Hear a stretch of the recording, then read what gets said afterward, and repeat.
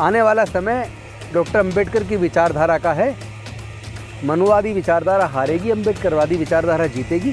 तीसरी कोई विचारधारा भारत में नहीं है। ये उनकी राजनीतिक मजबूरी है, क्योंकि 2014 में जब बीजेपी की सरकार बनी तो उन्होंने ये भी कहा था कि इस आरक्षण की समीक्षा होनी चाहिए। आज वो जब चुनाव नज़दीक आ रहे हैं तो कह रहे हैं कि जब तक जातिवाद रहेगा तब तक आरक्षण रहना चाहिए। अरे डॉक्टर बाबा साहेब अम्बेडकर ने जब आरक्षण दिया तब वो तय कर गए थे कि जब तक ये जाति भेद खत्म नहीं हो जाता, शोषण, जाति के ऊपर आधारित शोषण खत्म नहीं हो जाता, तब तक रिजर्वेशन रहेगा। क्या जो हिंदू लोग हैं वो अपने बच्चों की शादी 7 फेरे के बिना कर देंगे? या अगर वो 7 फेरे वाला कानून बनाना चाहे तो क्या मुस्लिम 7 फेरे से शादी करेगा? ईसाई क्या 7 फेरे की शादी स्वीकार करेगा? यहाँ तो केवल मुस्लिम, सिख या हिंदू या ईसाई की बात नहीं है, या बौद्ध जैन की बात नहीं है। खुद हिंदू धर्म के अंदर ही कई तरह की अलग अलग संस्कृतियाँ हैं।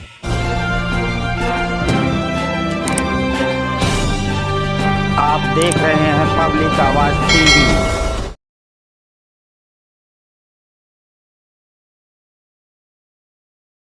अंत में जीत हमारी होगी, क्योंकि हम अपनी जगह बिल्कुल सही हैं। हम संविधान के हिसाब से चल रहे हैं। हमने कोई गलती नहीं की है। ऐसा संभव नहीं है कि गलती करने वाले खुश रहें, आराम से रहें, उनको कुछ बिगड़े ना। मुकदमा भी दर्ज होगा, जेल भी जाएंगे वो, कोई उन्हें बचा नहीं पाएगा और कोर्ट से उनको सज़ा भी मिलेगी। ये कुछ दिन की देरी है न्याय मिलने में। कहते हैं ना, न्याय कई बार देर से मिलता है, लेकिन जब न्याय लेने के लिए लड़ाई लड़ी जाती है तो न्याय उसमें मिलता है। और हमारे बहुजन समाज के लोग इतने कमज़ोर नहीं हैं अब कि इस लड़ाई को ऐसे ही छोड़ दें। इस लड़ाई को हम लोग जीतेंगे, हमें पता है। देश के अंदर सर G20 चल रहा है, 20 देश आए हैं भारत के अंदर। क्या लगता है कि आज उसी देश के अंदर बड़ी बड़ी बातें की जा रही हैं और उसी देश के सेंटर में यूनिवर्सिटी के बाहर एक प्रोफेसर बैठे? नहीं, ये देश के लिए भी शर्मनाक है। जिनको पढ़ाना चाहिए बच्चों को, जो बच्चों को पढ़ाते हैं कि किस तरीके से न्याय लेना है, उनको खुद के न्याय के लिए सड़क पे धरना देना पड़ रहा है। ये बहुत ही अनफॉर्चुनेट है। और देश में एक ऐसा प्रधानमंत्री है जिनके राज में बेटियां सुरक्षित नहीं हैं। महिलाओं पे उत्पीड़न बढ़ा है, दलितों पे उत्पीड़न बढ़ा है, पिछड़ों पे उत्पीड़न बढ़ा है, और माइनॉरिटीज़ में तो डर का माहौल पैदा हो गया है।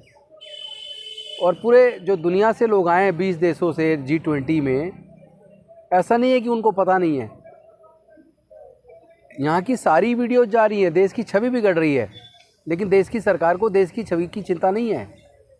देश की सरकार को देश के लोगों की चिंता नहीं है। उन्हें लगता है कि नफ़रत पैदा करके ही वो सरकारें बनाते हैं और आगे भी बना लेंगे। लेकिन जब पूरे देश के लोग समझ गए, इकट्ठा हो रहे हैं, संदेश दूर तक जा रहा है, गांव-गांव तक जा रहा है, निश्चित तौर पे समाज के लोग चाहे वो SC, ST, OBC हो या माइनॉरिटीज़ हों, सब लोग ये संकल्प कर चुके हैं कि इस सत्ता को उखाड़ के फेंकने का समय आ गया है। 2024 में एक अहम चुनाव है सर, INDIA का गठन हुआ है, उसको कैसे देख रहे हैं आप? नहीं, मैं समझता हूँ कि इस वक्त देश को बचाना महत्वपूर्ण है, देश के प्रजातंत्र को बचाना महत्वपूर्ण है। उसके लिए NDA को हरा के इंडिया की सरकार बने, ये तो हम सभी लोग चाहते हैं। लेकिन इंडिया की सरकार में देश के अनुसूचित जाति, जनजाति, पिछड़े वर्ग व अल्पसंख्यक समाज को सामाजिक न्याय मिले। सामाजिक न्याय इस चुनाव का मुद्दा होना चाहिए। और उसमें ये भी ध्यान रहे कि अगर इंडिया की सरकार बन भी जाएगी, इसमें हमें संदेह नहीं है, लेकिन फिर एक संघर्ष शुरू करना पड़ेगा। इंडिया बनने के बाद भी मुझे नहीं लगता कि आसानी से SC, ST, OBC माइनॉरिटी के लोगों को न्याय मिलेगा। लेकिन पहले प्राथमिकता देश के संविधान को बचाने की है। उसके लिए NDA को हराना ज़रूरी है। जब इंडिया गठबंधन की सरकार बनेगी, फिर दूसरा संघर्ष होगा इंडिया को ये याद दिलाने के लिए कि सामाजिक न्याय का वादा करके आप सत्ता में आए थे, अब अपना वादा पूरा करो। ज़रूरत पड़ी तो फिर उस सरकार की भी गिरबान पकड़नी पड़ेगी। बेटी प्रोटेक्शन की बात करने वाली सरकार देख रही है कि एक बेटी बैठी हुई है आंदोलन पर लगातार।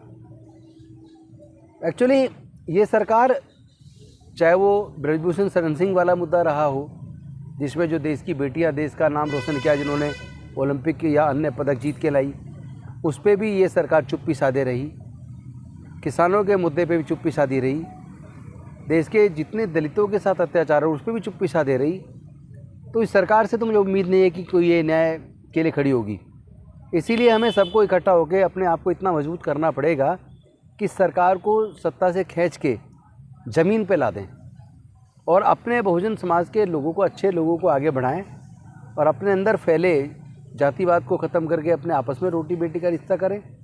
और जो समाज के नेता हैं हमारे, वो भी टुकड़े टुकड़े में लड़ाई ना लड़ें, बल्कि सब लोग एकजुट हो। जब सबका दर्द एक है तो फिर दवाई भी एक होगी। ऐसा नहीं है राजेंद्र गौतम अलग लड़ाई लड़े या बाकी हमारे साथी लोग हैं वो अलग अलग लड़ें। दर्द एक है तो दवा एक है, दवा एक है। हम आपस में मिल के एकजुट होकर अपनी लड़ाई को लड़ें। उसका समय आ गया है एकजुट होकर लड़ने का। 2024 में बहुजन लोग किसको वोट करें? बहुजन लोग जो सामाजिक न्याय की बात कर रहे और उसको इम्प्लीमेंटेशन करने पे ईमानदार दिखे, हमें उस पर वोट करना चाहिए। उसमें तो कोई संदेह वाली बात ही नहीं है। और उसमें देश के संविधान को बचाने के लिए जो प्रेजेंट में जो सत्ता में पार्टी है उसको हराना जरूरी है। सर, संविधान जो बना है, जो कानून है, वो दो तरफा देखा जा रहा है। तमाम ऐसे सांसद मंत्री बीजेपी के अंदर मौजूद हैं जिन पे एफआईआर दर्ज है। जो सविता रॉय हैं उनको भी अभी हाल फिलहाल में सम्मानित किया गया है, आरएसएस से संबंधित है। एफआईआर चार्जशीट दाखिल होने के बाद भी पुलिस चुप है।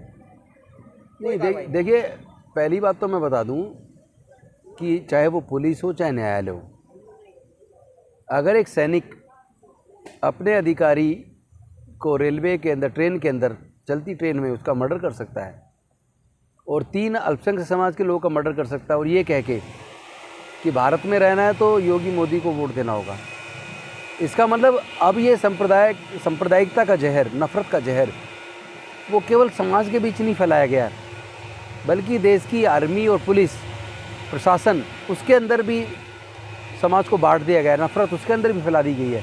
इसलिए देश के सामने ज़्यादा बड़ा खतरा है। इसीलिए तो मैं कह रहा हूँ जो आज देश में सत्ता में पार्टी, उसको हराना ज़रूरी है, क्योंकि देश को, देश के संविधान को, देश के प्रजातंत्र को बचाना हम सब की प्राथमिकता होनी चाहिए। उसके बाद डॉक्टर रितु जैसे लोगों को या मेरे जैसे लोगों को, आप जैसे लोगों को, हमको फिर धरने पे बैठने की जरूरत नहीं पड़ेगी न्याय के लिए। मुश्किल समय में सर एकजुटता का फॉर्मूला क्या है? अभी आपने एकजुटता की बात करी, पूरे 6743 जातियों में बटे हुए। मैं स्पष्ट कर दूं कि एक तो हम लोग जो है, हम लोग कहते हैं कि एक ही पार्टी हो, एक ही संगठन हो, तो ये कभी संभव नहीं है। पार्टी देश में बहुत हैं, संगठन देश में बहुत हैं, और जिनकी हम बात करते हैं कि जो जाति का दम्भ जिनके अंदर है, उनके भी हज़ारों संगठन हैं, लेकिन वो मुद्दे पे एकजुट हो जाते हैं। तो हमारे कितने ही संगठन हो, कितनी पार्टियों में हमारे नेता लोग हों, उनको सामाजिक मुद्दों पर एकजुट हो जाना चाहिए। हमें सब्जेक्ट वाइज, मुद्दा आधारित एकता बनाने की ज़रूरत है और एकता बनेगी। ये समय की मांग है, दूसरा कोई चारा बचा भी नहीं है। ये एकता बनेगी। आने वाला समय डॉक्टर अंबेडकर की विचारधारा का है। मनुवादी विचारधारा हारेगी, अंबेडकरवादी विचारधारा जीतेगी। तीसरी कोई विचारधारा भारत में नहीं है। या तो समतावादी विचारधारा है, विषमतावादी। समतावादी विचारधारा बाबा साहेब की विचारधारा है, विषमतावादी विचारधारा मनुवादी विचारधारा है।